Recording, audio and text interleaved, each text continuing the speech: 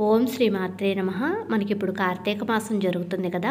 ఈ కార్తీక మాసంలో శివుడికి ఏ పూలతో పూజ చేయటం వలన ఎలాంటి ఫలితాలు కలుగుతాయి, అలాగే ఎలాంటి నైవేద్యం పెట్టాలి, ఎలాంటి దీపాలు వెలిగించటం వలన మనం అనుకున్న పనులన్నీ జరుగుతాయి, మన కోరికలు త్వరలో నెరవేరుతాయి అనేది ఈ వీడియోలో తెలుసుకుందాం.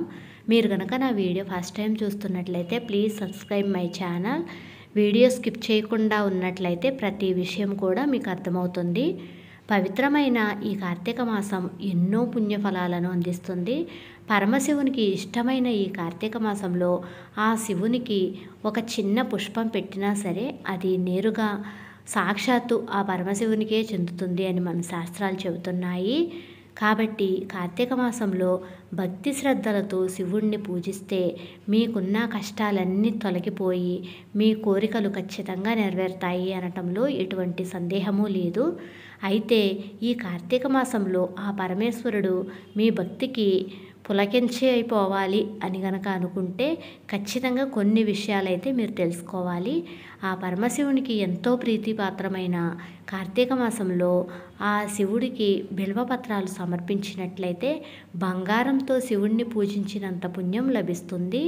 అలాగే జిల్లేడు పువ్వులతో పూజ చేసినట్లయితే ఆయనకు చాలా ప్రీతికరమైనవి జిల్లేడు పూలు. కాబట్టి కార్తీక మాసంలో ఈ జిల్లేడు పూలు కనుక స్వామివారికి సమర్పించినట్లయితే ఎక్కువ జిల్లేడు పువ్వులు లేకపోయినా పర్వాలేదు, ఒక్క జిల్లేడు పువ్వు అయినా సమర్పించినా చాలు, ఆ పరమేశ్వరుని ఆశీర్వాదం ఖచ్చితంగా లభిస్తుంది. అలాగే ఆ పరమేశ్వరునికి అత్యంత ఇష్టమైన వాటిలో చందనం కూడా ఒకటి. కాబట్టి ఈ కార్తీక మాసంలో ఎవరైతే శివునికి గంధాన్ని సమర్పిస్తారో అలాంటి వారికి అఖండ రాజయోగం కలుగుతుంది, పరమేశ్వరుని ఆశీర్వాదం తప్పక లభిస్తుంది. కార్తీక మాసంలో శివాలయానికి వెళ్ళి ధ్వజస్తంభాన్ని ముట్టుకొని ఆలయ గోపురాన్ని చూస్తూ ఆ శివయ్యను మీ మనసులో తలుచుకుంటే మీ మనసులో ఏది కోరుకున్నా సరే అది ఖచ్చితంగా నెల రోజుల్లోనే తీరిపోతుంది. శివలింగం పైన పోసి నీళ్లు, ఒక చెంబుడు నీళ్లు పోస్తే చాలు, ఆయన అభిషేక ప్రియుడు కాబట్టి ఖచ్చితంగా మీ మనసులో ఏదైతే కోరుకుంటున్నారో అది తప్పకుండా నెరవేరుతుంది. ఆయనకు అభిషేక ప్రియుడు కాబట్టి అంత ఇష్టము అభిషేకం అంటే. ఆవు పాలతో కనుక శివుణ్ణి అభిషేకం చేస్తే ముక్కోటి దేవతలకు అభిషేకం చేసినంత పుణ్యఫలితం లభిస్తుంది. అయితే ఆవు పాలతో శివలింగానికి అభిషేకం చేసిన తర్వాత ఖచ్చితంగా ఒక చెంబుడు నీళ్లు అయితే పోయాలి. అప్పుడే మీరు చేసిన పాలాభిషేకానికి పుణ్యం లభిస్తుంది. కార్తీక మాసంలో తులసిని పూజిస్తే అంతులేని ఐశ్వర్యం కలుగుతుంది. స్త్రీలకు సుమంగళి ప్రాప్తి కలుగుతుంది. భర్త యొక్క ఆర్థిక పరిస్థితి అంటే భర్త సంపాదించే సంపాదన కూడా విపరీతంగా పెరుగుతుంది. ప్రతిరోజు తులసి మొక్కకు నీళ్లు పోస్తూ నమస్కారం చేయాలి. ఇలా చేయటం వల్ల జన్మ జన్మల పుణ్యం లభించి జన్మ జన్మల పాపాలన్నీ కూడా తొలగిపోతాయి. ముఖ్యంగా ప్రతి కార్తీక సోమవారం నాడు తులసి మొక్క దగ్గర దీపం వెలిగించి తులసికి నమస్కారం చేస్తే ఆ లక్ష్మీ కటాక్షం కలుగుతుంది. అలాగే ఉసిరికాయ మీద నెయ్యి ఒత్తులను పెట్టి తులసి దగ్గర దీపం వెలిగిస్తే 7 తరాలు ఐశ్వర్యం మీ కుటుంబానికి లభిస్తుంది. కోటి జన్మల పుణ్యాన్ని పొందుతారు. ఈ కార్తీక మాసంలో బ్రాహ్మీ ముహూర్తంలో తులసి పూజ చేసిన వాళ్లకు తీర్థయాత్రలకు వెళ్ళినంత పుణ్యం లభిస్తుంది. మరీ ముఖ్యంగా ఈ కార్తీక మాసంలో ఖచ్చితంగా నారికేళ దీపాన్ని వెలిగించాలి. నారికేళ దీపం ఎలా వెలిగించాలి, నియమాలు ఏమిటి, పాటించాల్సిన పద్ధతుల గురించి నేను ఒక వీడియో చేశాను. మీకు లింకు డిస్క్రిప్షన్ బాక్స్లో ఇస్తాను, కావాలి అంటే ఒకసారి చెక్ చేసుకోండి. కొబ్బరి చిప్పలో వెలిగించే ఈ దీపాన్ని నారికేళ దీపం అని అంటారు. పచ్చి కొబ్బరి చిప్పలో ఆవు నెయ్యిని పోసి 3 ఒత్తులు వేసి శివపార్వతుల ఫోటో ముందు ఈ నారికేళ దీపం కనుక వెలిగించినట్లయితే మీ జన్మ ధన్యమైపోయినట్లే.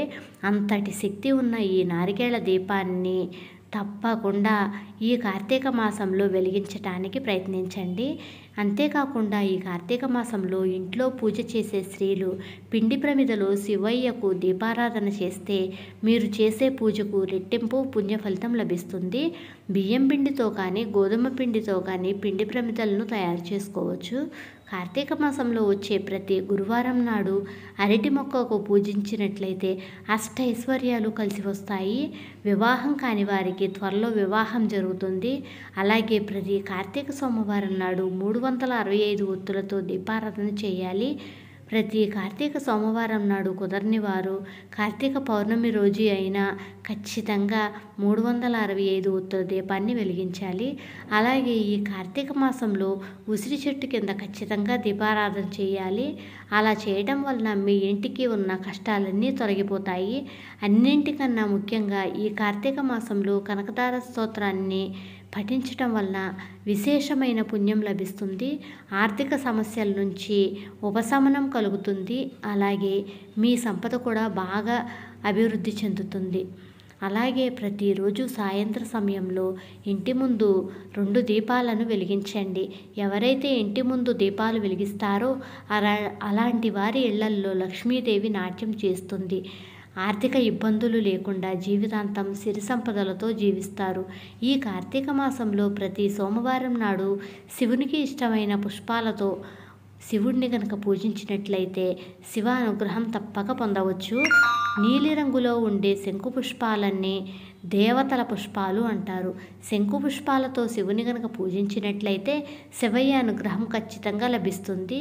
జిల్లేడు పూలతో కనుక శివుణ్ణి పూజిస్తే తొందరగా తన భక్తులను కరుణిస్తాడు. అదే గన్నేరు పూలతో కనుక శివుణ్ణి పూజించినట్లయితే మీ ఇంటికున్న అష్టైశ్వర్యాలు కలుగుతాయి. మీ ఇంటికి అష్టైశ్వర్యాలు కలిసి వస్తాయి కూడా. మల్లెపూలతో కనుక శివుణ్ణి పూజించినట్లయితే మానసిక ప్రశాంతత అనేది కలుగుతుంది.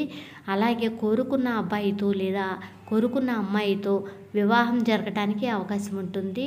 నందివర్ధన పూలతో శివునికి అభిషేకం చేసినట్లయితే పూజ చేసినట్లయితే అనారోగ్య సమస్యలు రాకుండా జీవితాంతం ఆరోగ్యంగా ఉంటారు. పారిజాత పుష్పాలను శివునికి గనక సమర్పించినట్లయితే కాలసర్ప దోషాలు తొలగిపోతాయి. కార్తీక మాసంలో చేసే దీపారాధనకు ఎంతో పుణ్యఫలితం ఉంటుంది. ఈ నెల రోజులు చేసిన దీపాలు వెలిగించే దీపాలు వారి సుఖ సంతోషాలను వెల్లివిరుస్తాయి. అయితే ఈ నెల రోజులు మాత్రం దీపాలు ఎవరు వెలిగించలేని వారు ప్రతి సోమవారం నాడైనా సరే దీపాలను వెలిగిస్తే చాలా మంచిది. ప్రతి కార్తీక సోమవారం నాడు ఇంట్లో దీపారాధన చేసి శివాలయంలో నెయ్యి దీపం వెలిగిస్తే ఆ పరమశివుడు ఎంతో సంతోషిస్తాడు.